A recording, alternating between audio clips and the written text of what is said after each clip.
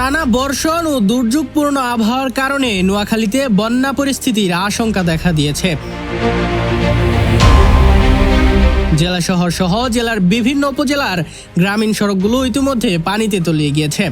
পানিতে ডুবে গিয়েছে বিভিন্ন অফিস আদালতও। এমন পরিস্থিতিতে জেলার 5 উপজেলায় সব ধরনের মাধ্যমিক বিদ্যালয়ের কার্যক্রম ও পরীক্ষা 12 বৃহস্পতিবার পর্যন্ত স্থগিত ঘোষণা করা হয়েছে। নোয়াখালীতে গত 2 দিনে টানা বর্ষণে পানিতে তলিয়ে গিয়েছে জেলা শহর ও উপজেলার বিভিন্ন গুরুত্বপূর্ণ এলাকা। কাঁচা ও আধা পাকা সড়কগুলো পানিতে তলিয়ে যাওয়ায় চরম দুর্ভোগে পড়েছে পথচারী ও যানবাহন চালকরা।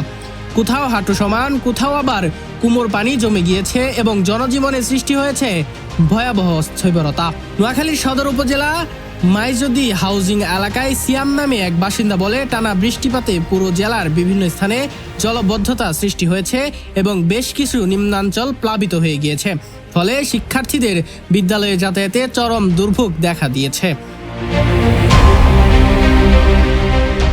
মোহাম্মদ ইমন হোসেন, নিউজ 21 নিউজ ডেস্ক।